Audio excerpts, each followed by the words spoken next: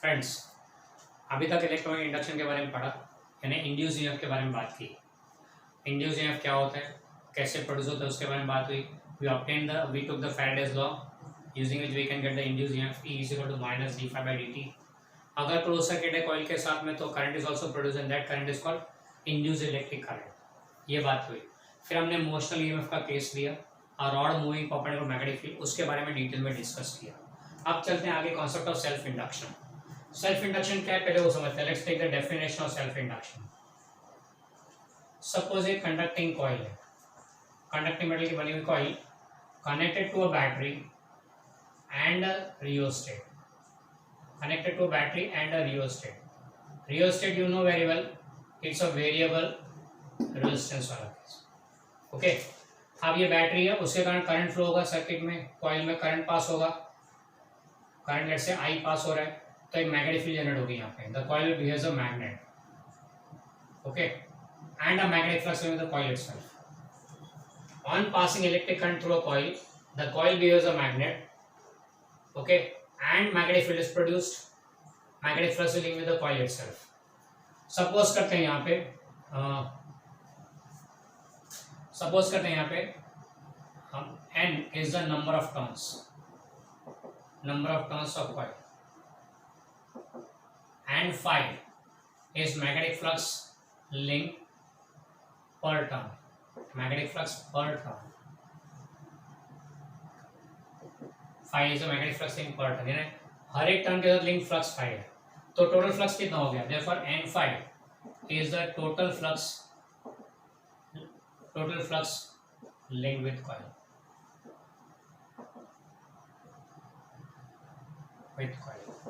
अब ये total flux किस पे डिपेंड करेगा। This total flux in the coil depends on current passing through. Total flux depends on let's say N phi depends on I, बराबर है। तो अगर ये I को वेरी करें, if we vary this current, तो flux link with the coil will change. I change करेगा तो फ्लक्स चेंज होगा, फ्लक्स चेंज होगा तो ईएमएफ इंड्यूस होगा as per the law. Faraday ने बोला था कि whenever there is a changing magnetic flux in the conducting coil always an EMF is produced. तो यहाँ पे करंट पास किया तो मैग्नेटिक फील्ड प्रोड्यूस हुआ, मैग्नेटिक फ्लक्स हुआ, that magnetic flux is linked with the coil itself, खुद के साथ ही मैग्नेटिक फ्लक्स लिंक्ड है। अब करंट में अगर चेंज करें तो magnetic flux linked with the coil changes, magnetic flux in the coil itself changes. अगर कॉइल में फ्लक्स चेंज होगा तो उसमें ईएमएफ इंड्यूस होगा, तो EMF is induced in the coil itself. This EMF induced in the coil itself is called self induced EMF and the phenomenon is called self induction. ये phenomenon को self induction बोलते हैं and जो EMF induce है उसको बोलते हैं self induced EMF. Close circuit इससे एक और करंट प्रोड्यूस होगा, that's called self induced electric current, self induced electric current. And ये इलेक्ट्रिक करंट का डायरेक्शन या ईएमएफ का डायरेक्शन कौन सा होगा, तो according to Lenz law it oppose the cause with producer. कौन है कॉज यहाँ पे, changing flux is due to changing current, तो उसी को अपोज करते हुए डायरेक्शन में self induced electric current produce होगा। ओके, ये हो गया regarding concept of self induction. Self induction का definition itself is a 2 mark question, क्योंकि डेफिनेशन वन लाइन नहीं है, एक्सप्लेनेशन है पूरा। फिर से एक बार दे रहा हूँ। Suppose with the coil a battery is connected and a rheostat is connected. Due to battery some current passes through the coil and ये current जो produce उसके कारण magnetic field generate होगा and so a magnetic flux is linked with the coil itself. If current passing the coil is changed, कैसे change करोगे using rheostat? If current passing the coil is changed, magnetic flux in the coil changes and hence an EMF is induced in the coil itself. Current passing the coil is changed, magnetic flux in the coil changes and hence an EMF is induced in the coil itself. That EMF is called self-induced EMF and the phenomenon of such induction in the coil itself is called self-induction and the current produced due to it is called self-induced electric current. Now let's obtain expression for self-induced EMF. Let's obtain expression for self-induced EMF.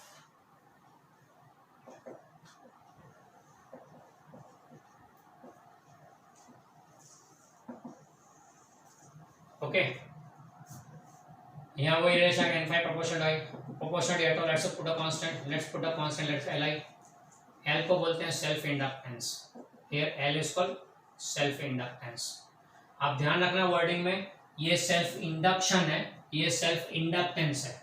Self induction is a phenomenon and self inductance is a quantity, ये L, बराबर है, याद रखना ये दोनों में फर्क है, self induction and self inductance. Now further differentiating both sides with respect to time, तो यहाँ पे D by D T of N phi is equal to D by D T of L I, N being constant बाहर आ गया D phi by D T, L being constant बाहर आ गया D I by D T. Okay, now according to Faraday's law, according to Faraday's law, according to Faraday's law क्या बोलेंगे, E is equal to minus N D phi by D T, ऐसा Faraday law ने बताया। यहाँ पे N D phi by D से L D by D T, so this will be equal to minus L D I by D T. ये हो गया self induced EMF produce का formula, self induced EMF produce. अब ये self induced EMF क्या है formula, L D I by D T, where L is the self inductance of the coil and D I by D T is rate of change of current, rate of change of current. तो ये self induced EMF क्यों produce हुआ, because of change in current, current में change हुआ तो EMF induce हुआ ना, तो ये ईएमएफ इंड्यूस हुआ क्यों, because of change in current. And minus sign क्या बताता है, presence of Lenz law, it shows presence of Lenz law, यानी यहाँ पे Lenz law is again obey, Faraday's law तो ओबे हो ही रहा है, साथ में लेंस लॉ भी ओबे हो रहा है।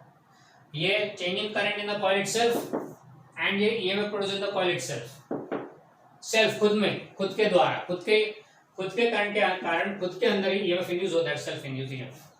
एंड ये सेल्फ इंड्यूस ईएमएफ जो प्रोड्यूस होगा कैसे डायरेक्शन होगा, तो लेंस लॉ बोलते हैं ऑपोजिट डायरेक्शन में, तो जिसने उसे प्रोड्यूस किया उसी के ऑपोजिट डायरेक्शन में, इस करंट को अपोज करते हुए डायरेक्शन में ईएमएफ इंड्यूस होगा। इन दैट सेंस ऑपोजिंग है नेचर, इसलिए इसको दूसरे वर्ड में बैक ईएमएफ भी बोलते हैं, it's also called back EMF. Okay, ये हो गया रिगार्डिंग सेल्फ इंड्यूस ईएमएफ। फिर आगे हम लेते हैं short note on self inductance. So now let's take a short note on self inductance. Self inductance denoted by capital L. पहले उसका डेफिनेशन लेते हैं, डेफिनेशन दो एंगल से आएगा, एक तो N phi equal to L I में L is equal to N phi by I ले लेते हैं। If I is equal to 1 ampere then L is equal to N phi. The magnetic flux in the coil, magnetic flux within the coil per unit current passing through it, per unit current passing through it is called self inductance of the coil. Flux link per unit current passing through it is called self inductance of the coil.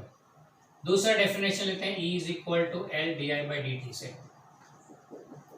L is equal to E upon L, sorry, E upon di by dt.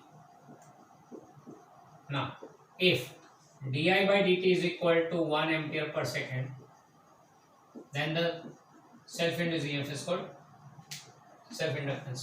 दोनों definition देखें तो पहला magnetic flux link per unit current passing through it, coil में कितना flux link हो रहा है per unit current, that's called self inductance. दूसरा अगर कॉइल में rate of change of current, coil में तो नहीं क्लोज सर्किट में, इफ क्लोज सर्किट में rate of change of current 1 ampere per second है, if rate of change of current passing to the coil sorry circuit is 1 ampere per second, then the self induced EMF produce is called self inductance. यानी rate of change of current 1 ampere per second रखो तो जितना self induced EMF produce होगा वो self inductance का value दे देगा। Okay, तो ये उसके दो डेफिनेशन हो गई। फिर इसका यूनिट लेते हैं, यूनिट क्या आएगा इसका, तो यूनिट के लिए लेते हैं इधर देखें तो फ्लक्स अपॉन करंट है, फ्लक्स का यूनिट था वेबर, अपॉन करंट का एम्पियर, इसे प्यार से हेनरी कहते हैं, and this Henry is the SI unit.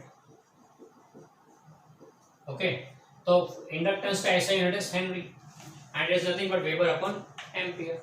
हाँ, दूसरे का एंगल इधर से भी बन सकता है, क्या, henry will be equal to EMF का volt upon ampere per second, which can be written as volt upon ampere, second ऊपर आ जाएगा तो वोल्ट सेकंड अपॉन एम्पियर हो गया।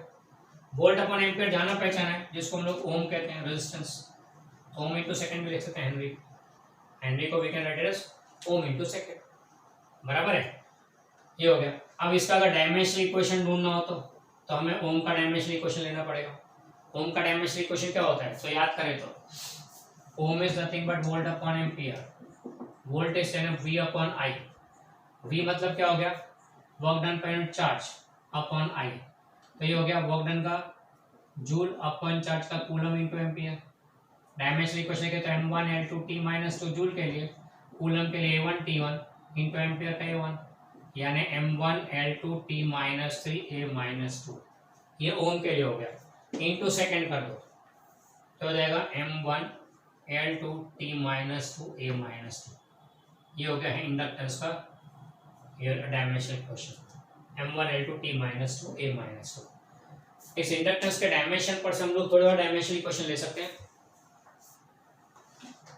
कौन से तो देखें जरा,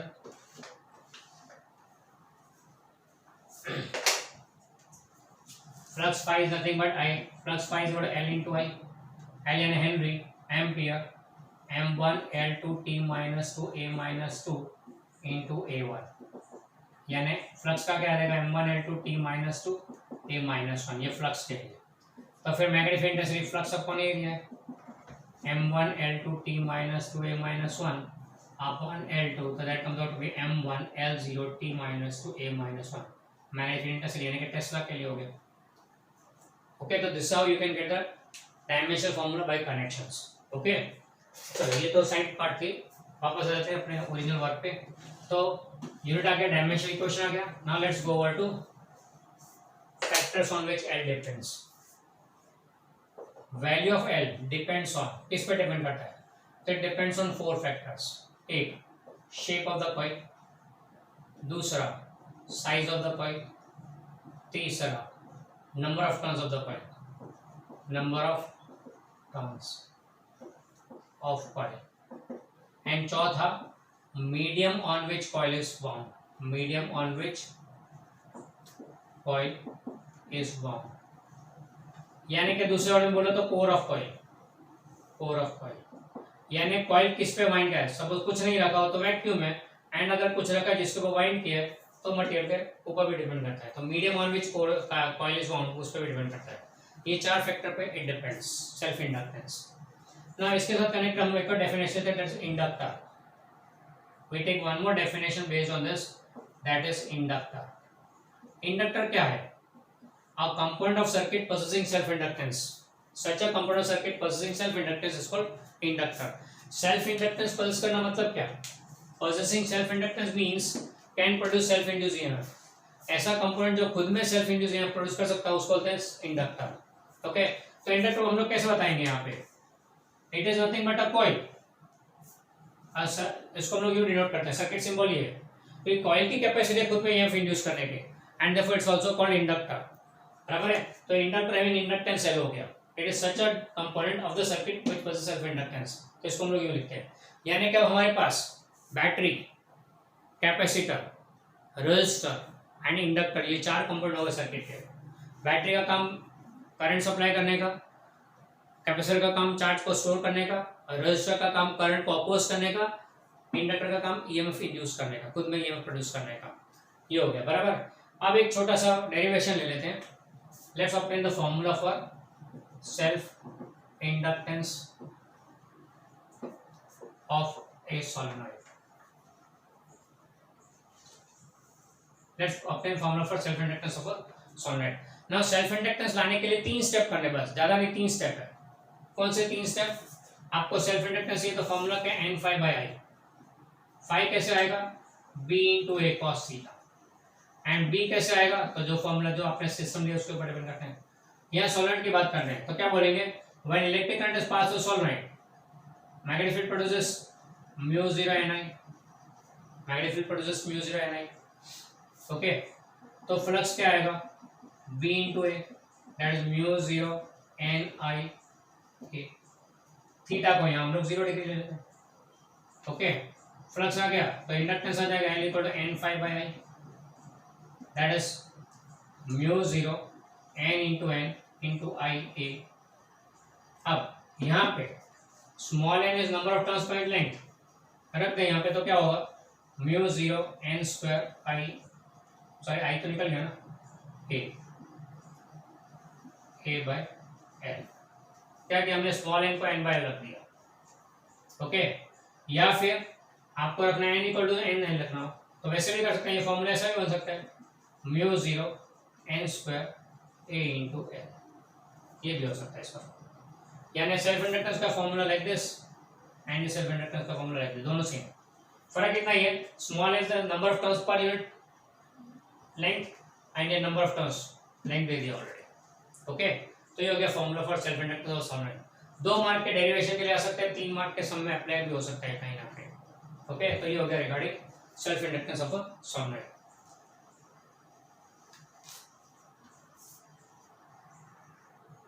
चलो, once we defined inductor, inductor यानी क्या है कि जिसमें से करंट पास हो तो उसमें ईएमएफ इंड्यूस हो सकता है, दैट्स कॉल्ड इंडक्टर।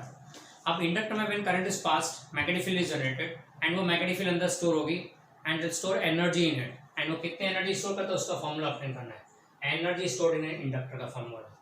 ना उसके लिए स्टार्ट करते हैं। We know that power is work done per unit time dw/dt, work done per unit time. Also power is given as, electric field में तो v into I बोलते हैं, यहाँ EMF induce is v and that is given as L di/dt into I, यानी can be written as Li di/dt। ये दो formula हो गए पावर के, एक एंड ये दूसरा। Equating 1 and 2, what we get is dw/dt is equal to Li di/dt। dt dt गायब कर देते हैं तो इट इज dw यानी कि वर्क डन, वर्क डन यानी कि energy store is Li into di। integrating both the sides,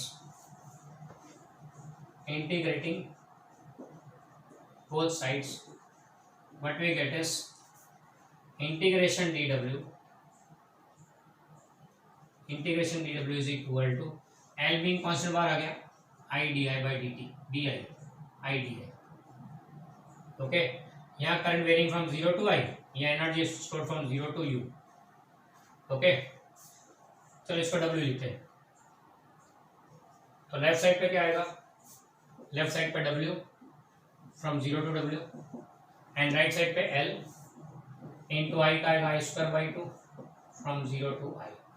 so this will be W on the left side and this will be L into I²/2 minus lower limit 0/2, यानी हो गया half Li²। And this work done gets stored in form of energy and इसको you लिख देते हैं तो half Li²। Energy stored in inductor का formula half Li²। Okay, जैसे कैपेसिटर में U वाज हाफ CV², यहाँ पे हाफ Li²। वहां पे पोटेंशियल डिफरेंस के बेस पर थे, यहाँ करंट के बेस पर से।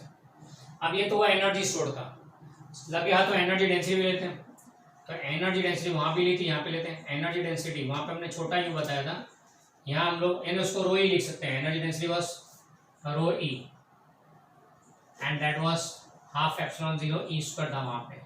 यहाँ पे देखिए क्या आता है, एनर्जी डेंसिटी का फॉर्मूला रो एम बोल देते हैं, will be energy per unit volume, energy per unit volume. Energy का formula half Li² upon volume, area cross into length of the inductor. Okay, अब इसका सेटिंग करना है हमें। L का फॉर्मूला हमने लिया था, L क्या था, μ0 n² A/L। Okay, and I को हम लोग क्या लेंगे यहाँ पे, B is equal to μ0 n I in case of solenoid, तो can be written μ0 n/L into I, ये B का फॉर्मूला। इसके बेस पर से I can be written as B into L upon μ0 L। Okay, अब यहाँ रख देते हैं सारी बातें, तो हाफ L की जगह पे μ0 n², हाफ L नीचे AL भी लेना है ना, तो उसको साथ पे लेते हैं बाय ट्वाइस AL, ये नीचे आ गया। L की जगह पे μ0 n² A बाय L ले लिया, को L² हो गया। फिर I को रखना है BL अपॉन μ0 n, तो B² L² अपॉन μ0² n²। देखिए क्या बचता है, कैंसलिंग शुरू करते हैं। A गया L² गया L² गया n² गया n² गया, बराबर है। एक μ0 गया तो बचा गया B² अपॉन ट्वाइस μ0। तो formula for rho M is B² upon twice μ0। याद है हमने चैप्टर 5 में देखा था कि अगर इलेक्ट्रिसिटी से मैग्नेटिज्म में कन्वर्ट करना हो तो एप्सिलॉन 0 को रिप्लेस करो बाय 1/μ0 एंड बी को रिप्लेस करो, ई को रिप्लेस करो बाय बी, ये 1/μ0। देखो फॉर्मूला सेम आ गए दोनों। Okay, so that's the formula for energy stored in the inductor and this is the formula for energy density। ये एनर्जी किस फॉर्म में आएगी? तो this energy stored in form of magnetic field, in form of magnetic field. It has a remarkable similarity with capacitor. Capacitor में energy store होती है कब? Electric field produce होता है। कैपेसिटर के प्लेट पे चार्ज दे दो तो इलेक्ट्रिक फील्ड जनरेट होता है, उस इलेक्ट्रिक फील्ड के फॉर्म में एनर्जी स्टोर होता है। फॉर्मूला था हाफ CV²। इंडक्टर में स्टोर होगा in form magnetic field, formula half LI²। दोनों सिमिलर है, कैपेसिटर एंड इंडक्टर। ओके, वहां इलेक्ट्रिक फील्ड के फॉर्म में या मैग्नेटिक फील्ड के फॉर्म में। So that is regarding energy stored in inductor as well as energy density के formula. यहाँ पे सेल्फ इंडक्टेंस के सारे डिस्कशन खत्म हुए। Next we have to go on for mutual induction.